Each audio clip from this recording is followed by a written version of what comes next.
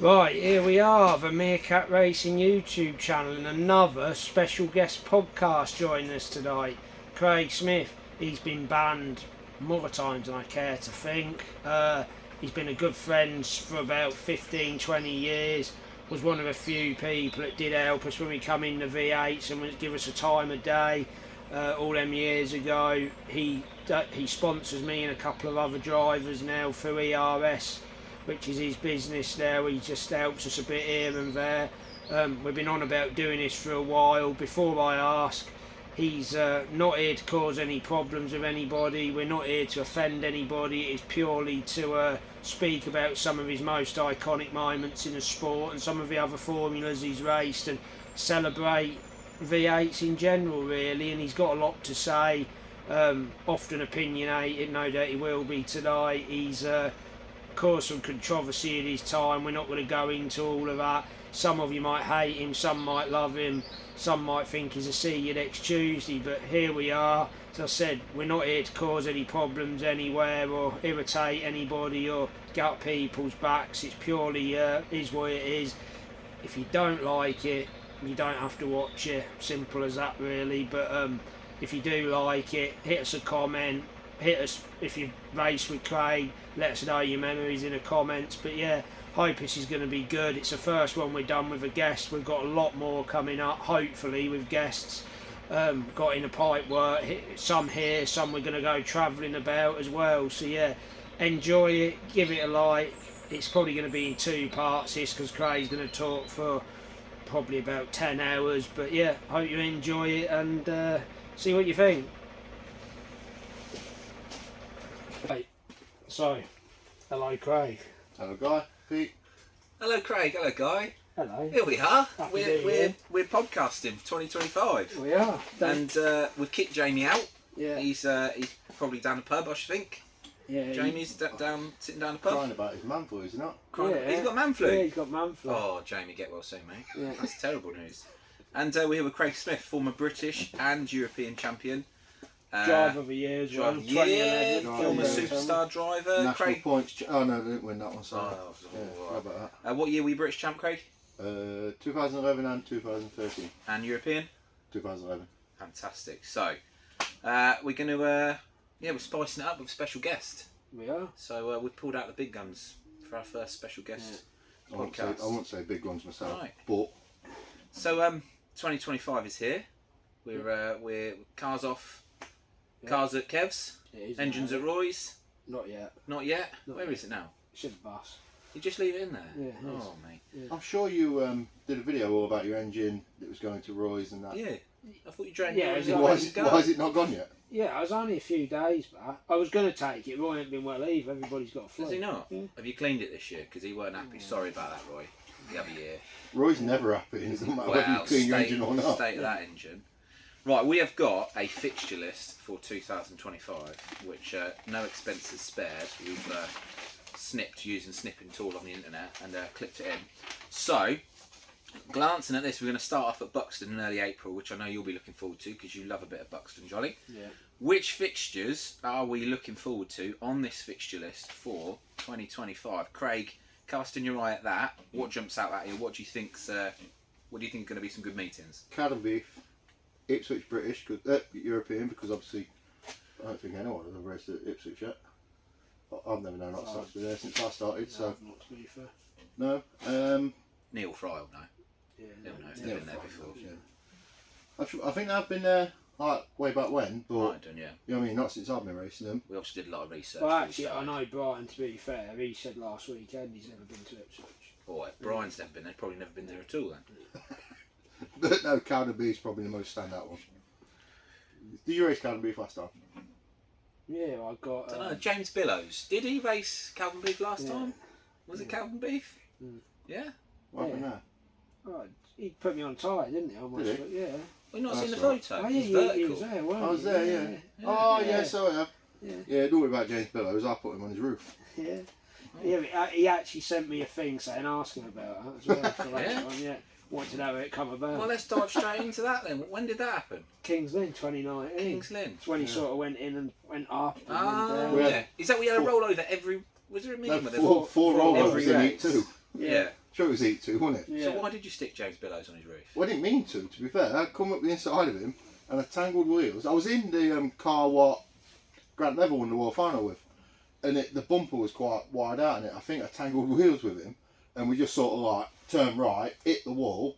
He hit it like front corner first, turned and done a wall of death, to be fair.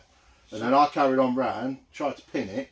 And do you know what? Do you know Kings Lynn? Now, I don't know, you see mixed order and things like that, where the wall ride it and carried on. Well, I tried to do a bit of that, stopped dead on the pit gate. I mean, like, dead.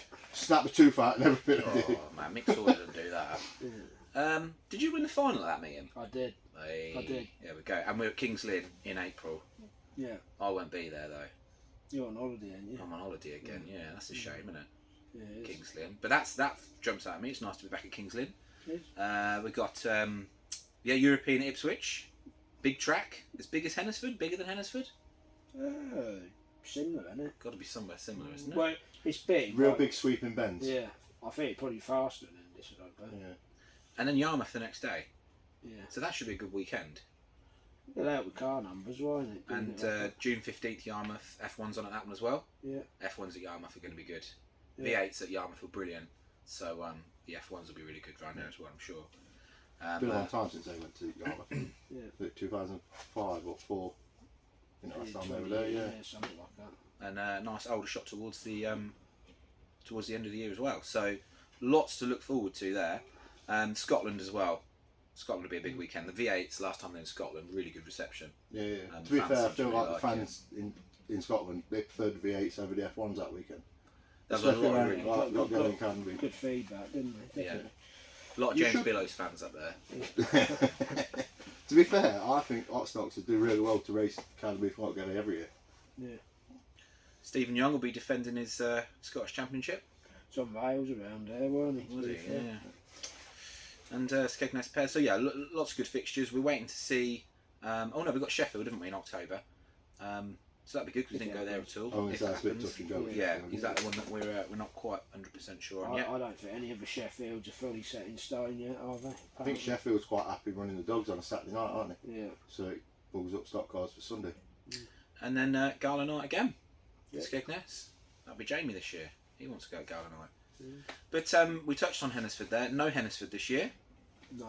Uh, Don't know why that is. We sad about that. What do we reckon? V8 around Hennesford? Yeah, but it's quite good around Hennesford. I mean, obviously they're always sad to lose a track and everything, but you've got quite a healthy fixture list to make up for it. You were going quite well around Hennesford last couple of times with him. Not last year, it wasn't very good, was it? Well, Time even before the before as British. well, You got yeah, a podium it's in the alright. British, haven't you? Swapped tyres since then, didn't they? That's why then. No Mildenhall as well. I know obviously there's been a lot of damage there, and it looks like Dean Wood's doing a lot of good work there. That's a shame because we like a bit of Mildenhall. Yeah. We'd I do think so. I've heard they are still trying to sort something with that potentially. So never say never. Is he limited with what meetings he's going to run at Mildenhall? Yeah, I Yeah, think, because I of the think damage what he got and things. he said he just wants to run a pretty base extreme of meetings this year, I think, and just get back up and running. That's what he's telling everyone anyway. And we had the big World Final weekend at Bristol last year, and I think there were a lot of people kind of hoping that would open up some more fixtures, but no Bristol this year. No. Should the V8s be going to Bristol this year? Is that going to be something we're going to miss? You'd have thought they'd have gone Bristol this year off the back of the World Final last year.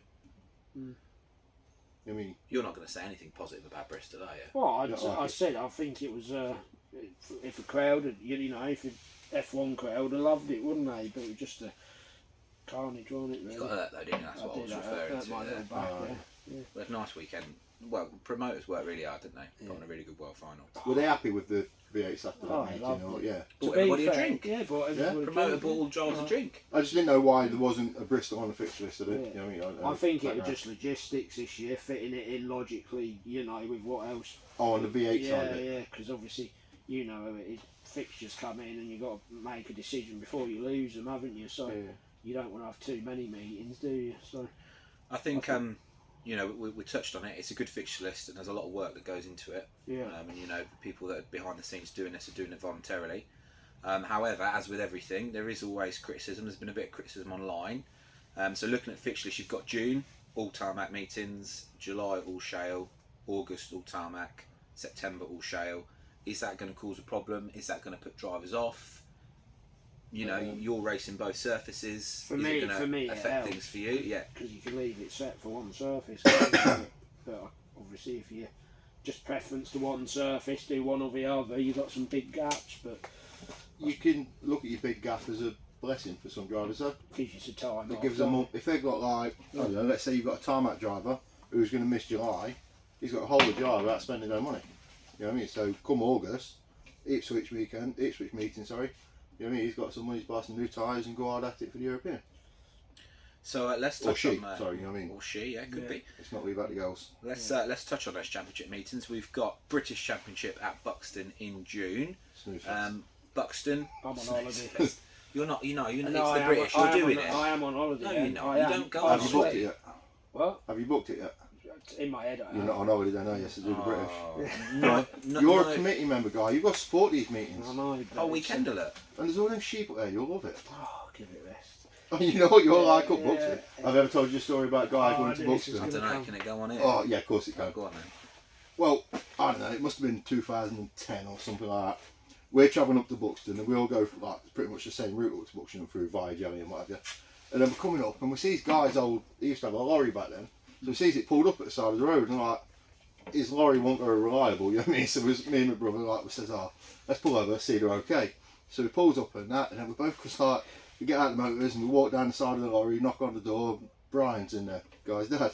And we're like, oh, you alright? He's like, yeah, you know how he was. He's like, oh, guy's just gone to take a shit. It was like, oh. And joke was like, it was only Brian sat in the lorry. We thought, it must just be Brian and Guy today. Never thought about anyone else. Right. So it was like, alright, fair enough, as long as you're alright. And we started walking back to go and get our motors to carry on.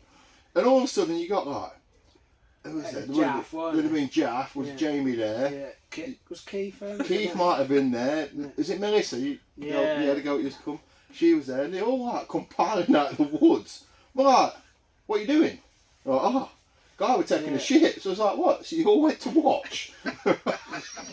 And they're like, nah, we wanted to go and push him over in it. Yeah, he kept trying to slip my old leg when I was standing there when I was in there. It might not seem so funny to tell the story, but it was funny on the day, you know what I mean? It was. But yeah, so guy, you should enjoy going Buxton. Brings back memories. No. Who's going to win that though? If you're not going, who's winning that British Championship round Buxton? Thomas Brighton. Tommy Brighton, you've got, in fairness, you got Tommy Brighton, like Craig said, there's Bullocks there quick, aren't they? Well, especially Evan in that car he's got. Cammy Goal, she's quick. Got quick people there. Did Brian Yeah, Andrew finally get a major? Yeah, he's quick around there, to be fair. Had a national there last year. And then we've got the real unknown, the European Championship at Ipswich. With a T. With a T. Well, this is the old version. Oh, It's been is it? updated now, yeah. Ipswich. Did Who's? you print this off before Christmas? I don't know. I can't remember where I got it from. But you didn't. Did you not bring me one from the dinner and dance? I forgot your cards. There's a lot of things that I'm getting stacked up. You're joking. I bought you a new pair of boots. I know. I'll bring them. Don't worry. You should have reminded me. It's because you were at the McDonald's. Yeah, I did. Who's winning that? Who's winning that round Ipswich? It's just an unknown, isn't it? I think again Tommy Brighton or Stephen Young, them sort of people. Tarmac. I think you could probably look at John Brown for that. Yeah, or John. Yeah. John will pull it out on a new track. Mind you, Tommy Brighton did. He won the World Final his first time at Mildred, but you know what I mean. John's quite good. He was good around Ennisford for the British. He got stitched up there. I always think as well when you go to a new track, Craig will probably agree with this. You were, in a way, just even if it's just mentally, you all go on an even peg, don't you? Because nobody knows the track, so it's not so much just all about car. It's about who learns it quickest and gets up to speed quickest, isn't it? Yeah, that didn't really work out at Bristol though. No, it didn't. Bristol wants a new track though. Well, yeah, For we're a in lot- 22. yeah. To be fair, yeah, but a lot of drivers on the grid. Yeah, first time. Yeah, hadn't actually been around there, but and then we've got World Final. We've got World Final at Bradford, haven't we? What's going on here? Yeah, that's the World Final, isn't it? Yeah. World Final at Bradford. We had a World Final at Bradford, which John Brown came very close to winning. Yeah. But Steve, couldn't well, quite do it. Steve Thompson held on. Good. Who's winning that? I don't know. You'd look at John Brown again. Yeah. Paul Press. He won the British there, didn't he? Guy, if he keeps going in the right Press. direction. Yeah, We need to get plenty of Bradfords in for that. How many have we got before that? There's plenty of opportunities. It's your main shale track now, isn't it, really, sadly? But Big big F1 meeting as well on the Saturday as well. So if you're an F1 fan, that's going to be really That'd good. be a shootout round, wouldn't it? Would it be a shootout round that time of year? Was F1 World You'd Final thought already so. been by then? Yeah, F1's week before. Yeah. Is that Bradford as well? Kings Lynn. Or is that No, Kings Lynn? Kings Kings Lynn, Lynn Kings Crossing, Lynn, yeah. Yeah, so that probably is a shootout round for them. Yeah, I'd imagine it would be. So that'd be a wouldn't good meeting, and V8s there on the Sunday as well. it? Yeah. So that'd be one to look forward Yeah. to. But that World Final, the Bradford World Final, back on with the F1s this year. Should the V8 World Final be on at an F1 meeting? Do the F1s overshadow the V8s? What are your thoughts on that, Craig? Should the biggest event of the year be potentially overshadowed by a more of a headline formula? You want your biggest event of the year to have a decent crowd. Being Hotstox, you ain't going to get a decent crowd unless it's on weird F1 meeting or say a big banger meeting. But bangers, they don't really want to watch Hotstox either. Yeah, You know what I mean? Banger fans are banger fans, aren't they? But Yeah. you know what I mean? It does you well to have it on with the F1s. You've got a lot of F1 drivers who are involved with a lot of V8 drivers and things like that as well. You know, so I think it's good. I don't think you need to, but if you want a crowd, that's the best way forward. I agree. Unless you go back a few years, remember Buxton did the The three triple in World day. Finals Yeah, in that one day. worked, to be fair. That pulled a crowd because you had a lot of Was that minis as well? minis and rebels, Rebels, wasn't it? yeah. So you had a lot of rebels people there. You had a lot of minis people there. You still had a lot of Form 1 people there because they were all involved with But minis and things. What I remember as well, Matt done it really cheap, like 15 quid. Yeah, there was wasn't not a lot of money If on he it. don't priced it to get people there. Yeah. You know what I mean? So that could do well if, let's say, the mini World Final was on as well. You know what I mean? So Bristol 2024, we had things like the track walk that was put on. You had your usual drivers parade. What kind of things do we want to see? What is going to get people interested? Because we've got to bear in mind a lot of people there will primarily be F1 fans. Yeah. What's going to get them interested in the Hotstox? So when that green flag drops, they're really interested in the actual race itself. What kind of promote and what kind of things do we want to see on the day? You've got big meetings up, haven't you? Ultimately, you've got to like promote the hell out of them, and then things like that track war, even though the crowd wasn't massive at Bristol, as you see, it come to it, and suddenly everybody come on track, didn't they? And it got kids involved, which obviously kids are your future, aren't they? It's not so much about your adults; it's your kids coming in, isn't it? So. What do you reckon, Craig? What can they do at Bradford? I to, don't really know feel? what you could do at Bradford because of obviously the restrictions what they've got and that. You have got your crowd comes in the pits before the meeting, but because it's a Sunday dinner time. It's Sunday, Saturday. Saturday. World Finals is Saturday. Oh, is it Saturday? Yeah. Is it? Sorry, I thought you said the No, finals were on the World night Finals before. is Saturday, and then we're on the Sunday as well. Oh, okay. You've printed it. Yeah. Yeah, no, so it's a lot better then because obviously you've got a lot more time before the meeting starts and everything for people to wander around the pits. I don't know, you do your part firme thing and what have you, so maybe turn that into your Meet and greet. pit walk. They and did that, do a yeah. track walk at a Bradford meeting we went to because you were allowed to go on down by the home straight. Yeah, the British, I think. they And got then them come all round and didn't come they? up Yeah. and go through the building. Yeah. So, But I agree with Crow. I'm not sure I'd let you put all the cars out there because obviously it's just You've also got the fact that they'll be watering the track and prepping it, tyre prepping it, tyre packing it and things like that as well. maybe some kind of signing. The poster signing went down really well. Yeah. That's what I mean. The Hotstox put on. So they've got the big building at Bradford. Maybe that could be used. I think the social media side of V8s, especially the last 3 or 4 years, has got a lot better because back in the day it was crap, wasn't it, being polite? They just wouldn't- you went from one meeting to the next, and there wasn't no build up at all, but also it wasn't social media like it is today. It was more like programs, and that was it. So, I struggle to see the old V8 social medias these days. no chaff, Right. Let's talk about Craig a bit. So, Craig, you're racing the 1300 saloons. No, I did do. You did what? This is after how many bands you on now? 3, 4, 5, 6, 10, 5. 5. Do you think that's a record? No. No. I don't know, I don't think so. Like Ryan Harrison's on as many as that. You know it's cold in here when you can see your breath, don't you? Yeah. Well, that's Nigel Harry. We've turned off the heater today, Yeah. just for you, mate. Yeah, So you can watch this one. we're sitting here freezing the knackers off, but sort of Craig's come appropriately dressed in his shorts. Yeah. Okay, so you were in the 1300s. After you moved away from Hotstox, 1300s is where you went to first? After I was moved away from Hotstox. Is that what you mean? I'm tiptoeing. Yeah, no, we had to go in. Where did I have to go in? We went and had to go in that V8 tour for a day. first. Yeah. You know what I mean? That was not long after they took his licence off us. Yeah, it was a weekend meeting. We went on the Saturday. Yeah, or no, it might have been a bank holiday weekend. I can't remember. It might have been a Sunday. We went, took the piss, and then they wouldn't have us back the next day, and then told us not to come back again. Why was that? Did they just? They're so slow. Yeah. It was embarrassingly slow. They were. Mate, What track were you at? Brampton. Was that partly because they had to stay on their Pacific tyres and you was on? Yeah, they was on. Yeah, don't get me wrong. They was on their tyres and that, but I don't know. I just don't think they tried. Yeah. You got to bear in mind, at one point I stuck Rob Barber in for the crack, right? Because when we got there, I was told. You know what I mean, everyone else was all right, but I was stuck to the side and was like, you can't hit them too hard. We want no follow-ins and that. Like, don't get me wrong. We're there for a Sunday drive. We weren't there to follow people in. And I don't know. I got a lot of stick over it from what's his name, Colin Moss. Yeah, Brad Moss's uncle, I think. Yeah, his uncle, him, and Sam Wainwright. Yeah. You know what I mean? I got some stick from him. But yeah, so I was told that and everything. So we was like, right, fair enough. We'll not give you any stick. We started. Who went? It was me, Matt, Marcus, and Rob Barber. Was it just 4 of us? Yeah, it was 4 of us that went. Right, and we started behind everyone. Mate, by lap 2, we'd started lapping them. You know what I mean? They were so far behind. And this was in the Hotstox that you were racing Yeah. in the Hotstox Formula previously. Yeah, you know what I mean? Like, Matt won the first race.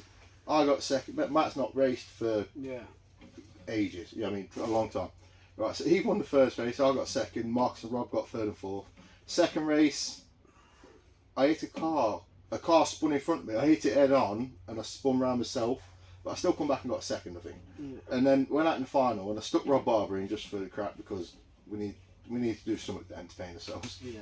And the clutch pedal, do you know the push rod that goes in your clutch master cylinder? Yeah. Yeah, that had popped out, but I jumped out of gear at the same time when I hit Rob.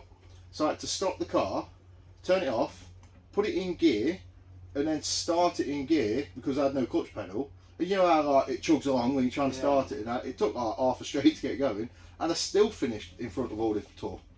Jeez. So they weren't keen on having you back again? No, they told us not to come back next day. They weren't horrible about it or nothing like that. They're just like, oh, really nice, but he just says, yeah, I don't think the drivers wanted us back next day. Yeah. But it wasn't really, I feel like it was... The competitive... It was if you were sticking some yellows and blues from Hotstox in a Formula 1 heat. Yeah. You get what I mean? The speed difference was that much. Yeah. It's understandable, I guess. But... So you ended up with a 1300. Oh yeah, then we were good. Why choose that? What else took your fancy? How did you settle racing the 1300s? Well, Matt had already got some 1300s because he sponsored like a lot of drivers and everything like that. So he got some 1300s. He also sponsors GT Hot Rods and things like that, and they all run in the same meetings. Obviously, I'm not going to race a GT Hot Rod because it's non-contact, and I would not do too well in that. So I ended up having to go to 1300 because he got one. I raced at Buxton at the start of the year. Then I did a Bradford. I might have done 2 Bradfords in a row actually, and then did the Skegness World Final. You know what I mean? That's when all hell broke. Yeah, let's jump to that and then we'll come back. He's itching for this. So, there's a video on Facebook which is close. I'll put it in. We'll put it in. It's close to 60,000 views, which is more than anything we've ever got. You'd have got that many views of a guy coming out of the bushes at Buxton. That is true. Of a rather tasty following during the biggest race of the year, the 2024 1300 Saloon World Championships at Skegness. What was the story behind that, and why choose that race to do what you did there? When we went to the first Bradford, I was leading a heat, and him and another, he was a superstar, I think. You know what I mean? I'm not familiar with the 1300. No, I'm drivers, sure he's a superstar or something. He's quite high up. He's been doing it a long time. He tangled with someone else anyway, and then as I passed them, they sort of like spread, and I went between the two of them. Went halfway around the next corner, and then he does no more, but hooks me up, turns me around, backed me up the wall, and then kept me turning and backed me onto the infield, into the concrete blocks. Yeah. You know what I mean? That like rattled my head a little bit. So I was a bit like, I was gonna wait for him then, and I thought, no, I'm not waiting for someone because that just makes you look really bad, doesn't it? So I carried on, and I won the final that day anyway. But I did a Bradford again after that, and the car was misfiring and things like that, so I never finished the race. But then we went to the World Final. And I'll be honest, I never went with the intention of doing that. I just thought there was another one that had done me at the first Buxton meeting as well. I don't know his name, I can't remember. But he turned me around and backed me up the wall there. So I was thinking, oh, they're dirty bastards, you know what I mean? Like, spinning you out of that, you don't do that, do you? So anyway, in the World Final race itself, I wasn't doing too good because the car was misfiring and that. So I thought, oh, I'll just carry on. And then the lad what did me at Buxton, I caught him up. And I was like, right, you're having it. He pulled off straight away. I don't think he knew, because I never said anything, I don't think he knew I was planning on having him. So I thought, oh, never mind, you know what I mean, carried on. And then I was going down the back straight at Skeg, and I just looked to my side, and I thought, oh, it's you. You know what I mean? I didn't realise you were there at first. So I just dropped in behind him, picked him up, and like drove him in. And I didn't think it was going too well at first. I thought, oh, I'll fluff this a little bit. And then he must have locked his front wheels up because it just turned a little bit and he went straight in. And then when I looked up and I could see the hole underneath of his car, I was like, wow, you know what I mean? And I carried on. But as he went over, he went in, he come up on his nose, didn't he? And he come over and landed. He just caught the front corner of my car and it's shoved the suspension leg through the top. Otherwise, I'd have carried on and finished the race. Let me guess. But yeah, so he spun me out at Bradford. Did you get banned for that as well, or did you No, escape? no, following to allowed. Is that's legal now? Yeah, following to allowed in the saloon. He wasn't happy though. No, he definitely wasn't happy. He come and he was a bit red in the face, shouting at me in the pits and things like that. So you fancied a bit, huh? Yeah. Let's sort it on the track. Marcus Brooks killed me. That the funniest thing about that, Marcus Brooks.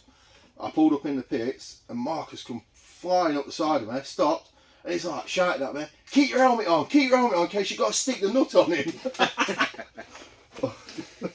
Have you got a preference for racing turning left or turning right? Obviously 1300s going the opposite way around the track. No, Does it make a lot of difference? Racing, isn't it? You got to race a go-kart, you race both ways. Guy, you don't go in a saloon round Skeg?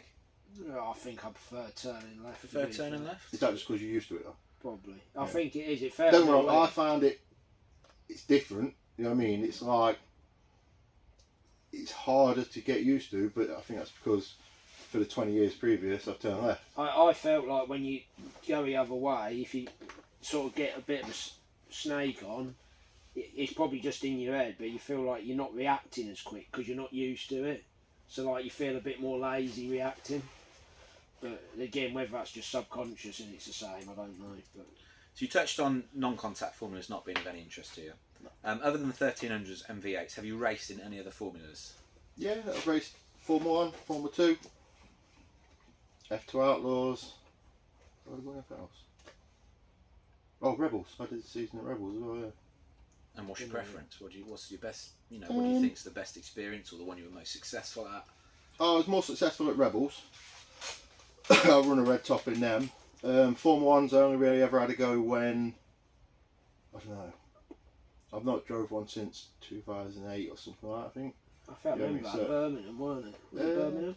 Or was that your brother? I've had a few goes, to be fair. I've had a go at Coventry. I raced that Pt1 testimonial weekend. Yeah. You know, we raced that. Was that a car you owned yourself or borrowed a car? No, my brother's car that was. I raced Bellevue. What else we done? Northampton.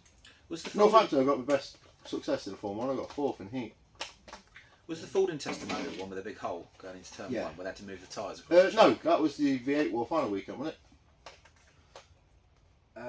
Yeah, it was. We had a double header there, didn't we? Yeah, so folding testimonial, that was 2000 and... They covered it, they put some cones around the yard, didn't just short the track. No, yeah, it was V8 World Final weekend, I think, racer. Yeah.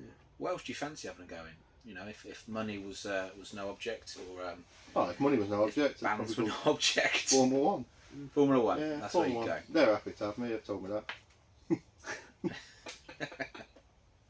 that.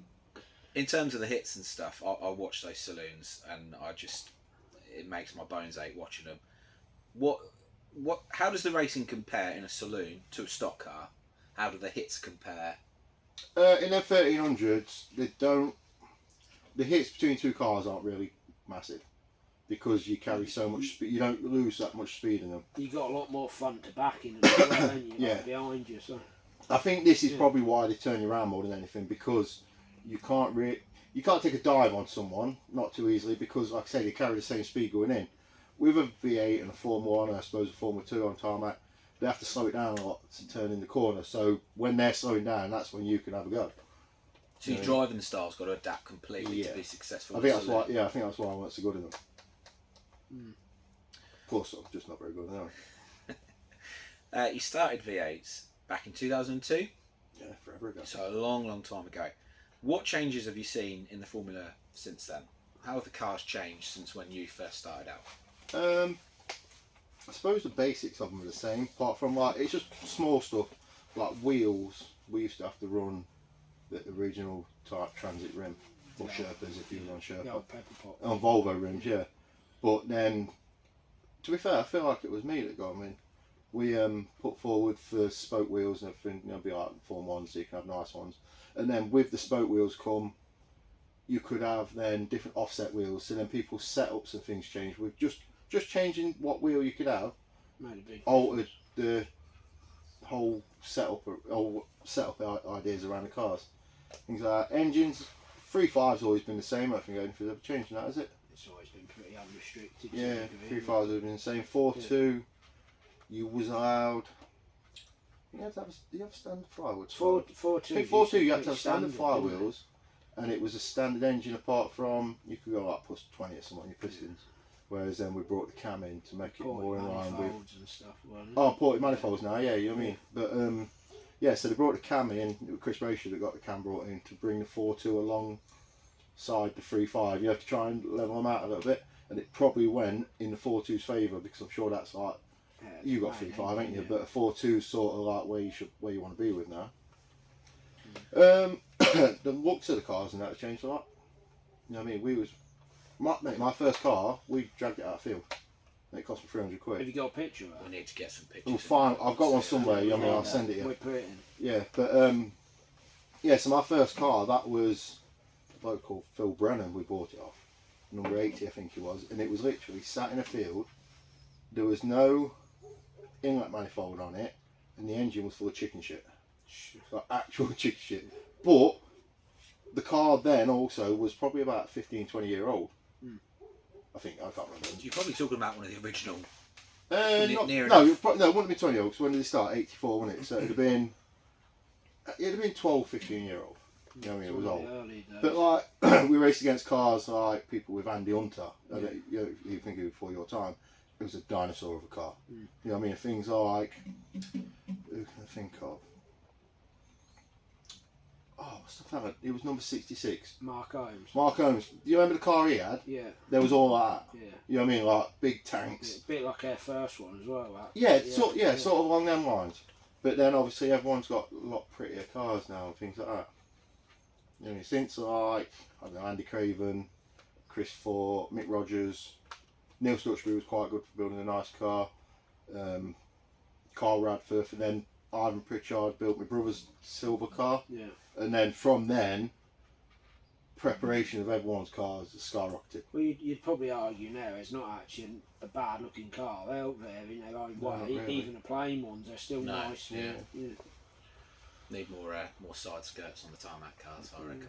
Well, you had them back in the day, didn't you, side skirts? On that Ashley Bone car, I did, yeah. What about your first car? Did that come out of a hedge? I've heard about it, but you've never really told me the story of the first car. I've got some photos of that. That was That what Keith had off you? yeah, we used to call it wonky, so it bent like a pretzel. But it was he stuck me in at Sheffield in that as well. I never stuck him in. He did. Oh, He said he was going to do it all me, and he done me. Do you know what? It was the first meeting of the year, wasn't it? Yeah. And all through the winter, every time I seen him and things like that, I'd be like, it's in the fixtures. Sheffield first meeting, I was like, I'm going to stick you in there. But I was on like blue top, something, wasn't it? Yeah. You know, we might even be the yellow top, I can't was remember. gagging for it, so it was a pretty white top. And I was only winding him up, I didn't ever just stick him in that, because I could shit myself. You know what I mean? And then we got to the meeting, I caught him up within, I don't know, the first 2 laps, something like that. I never even hit him, he just went straight on and stuck himself in. There was definitely a bit of a feeling of a bump there. Yeah, definitely one. Didn't you punch the window screen as well? It's the only time, honest truth, don't ask me, I was strapped in, my knuckles all grazed to shit where my fists have gone straight in a wheel, and there's a picture online, I don't know if it's the one I'm like going to be on here, but there's one and my head's right down there. Saying a prayer. Done it himself. Lit, yeah. Saying a prayer. So you started 2008, Yeah. 2002. Yeah. your last race 2024, 2023. Yeah. Your last race. So if you go back to 2002, what the racing was like then, 2023, when were you having more fun? When do you think the racing was better? Is it moving forward, or do you think it was better back when you started out? I don't know. There were some good drivers when I first started. Who were some of the top drivers when you were starting out, early Stuart 2000s? Smith Jr., Mick Rogers, Neil Stuxbury. Chris Fort was racing then. I can't remember now. Paul Hines raced with us. He wasn't very good though. No, I'm joking. Carl Radford was up and coming at the time. You know what I mean? There was a good few. Better standard in 2023 when you're finishing, 2024, or better standard back then? Probably better back then if you look at what a lot of them drivers did after that first season, if you know what I mean. So like the quality of driver then, you had Mick Rogers who'd won everything, he carried on winning everything for a few years. Stuart Smith was world champion at the time, he did the rest of that season and then went on to Formula 1. Ed Nietzsche raced as well, he went on to Formula 1 and was quite good. I mean, Chris Fort, he won everything for a while in V8s and that. I think it was a better group of drivers back then. I can't really remember how good the racing was to watch or anything because I didn't really watch it that much at the time, you know what I mean? So I think one thing I'd agree with Craig on, and it's not like everybody's different eras, isn't it? But I think now people want to race more because they've got more money invested, whereas back then I think it was, you still race, but I think people didn't care about getting their car smashed up as much because they weren't spending as much on it, you know. Times have just changed, haven't they? yeah, and it was good back then because Skeggy was show. Yeah, midnight finishes all the time. Yeah. It's not far off that now. Oh, no, sometimes. true. 1 o'clock in the morning I remember watching the Grand National go out. Yeah.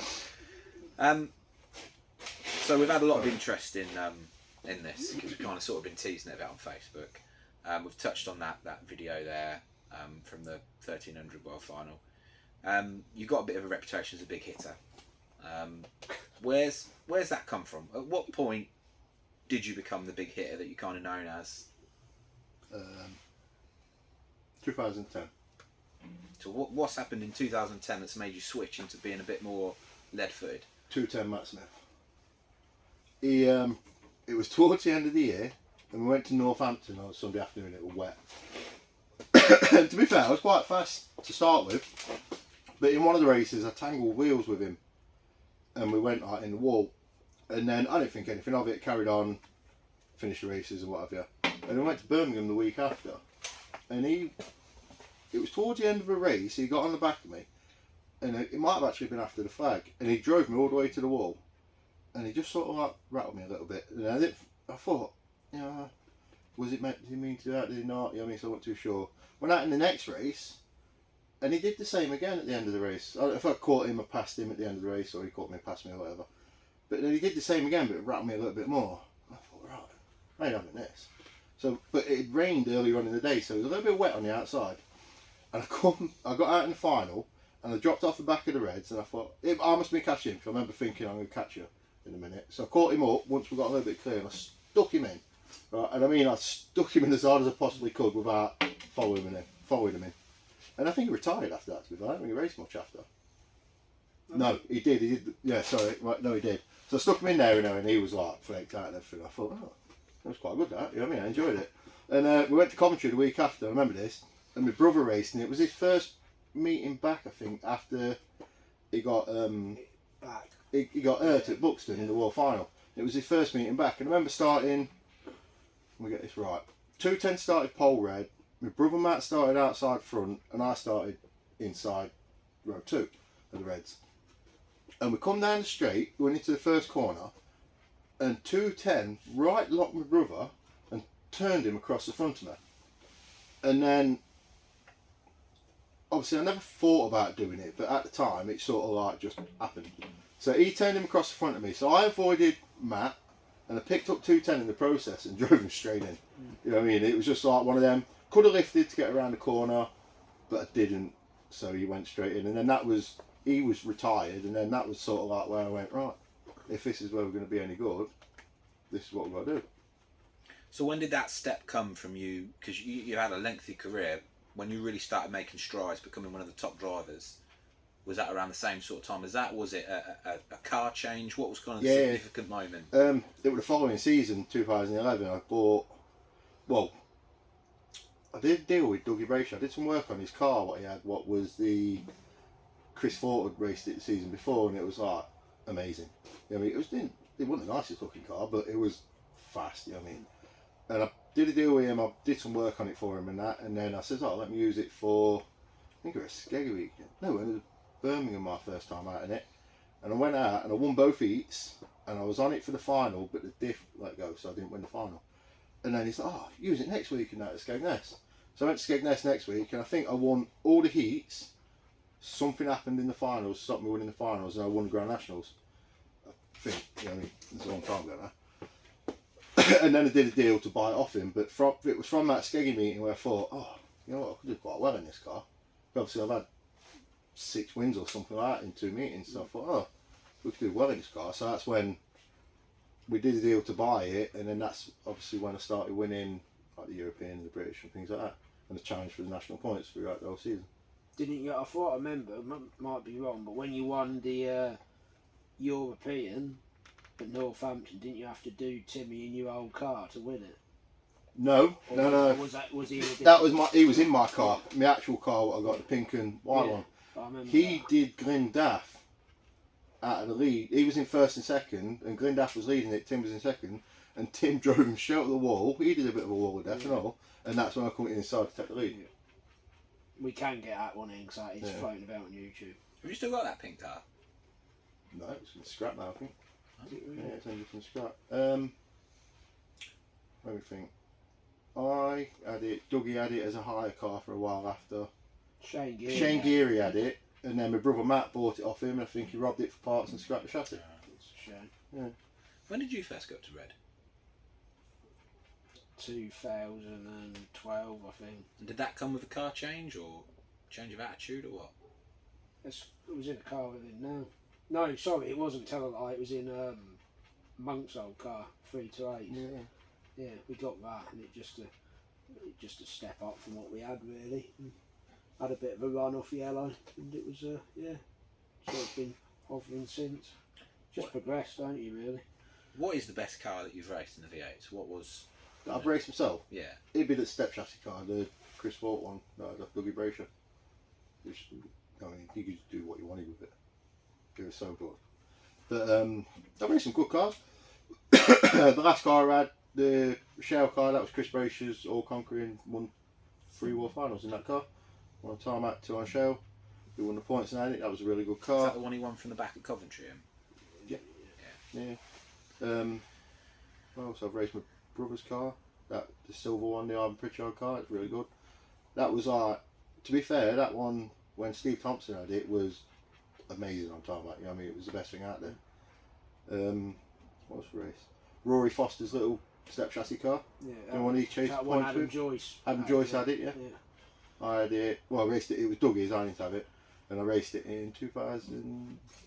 Finished racing in 2019. Dan Paul's got that now. Yeah, hasn't he? yeah. He got loads of mile cars. Yeah, almost a world winner. His car this year, wasn't it? He's Oh, the one that he smashed up. Yeah. Didn't he race the other one on the Sunday? Yeah. So we'll talk about cars. Let's talk about drivers. I'm going to ask both of you. I'll start off with Craig. Can we just have a quick break? Let's have a Just break. check it, 'cause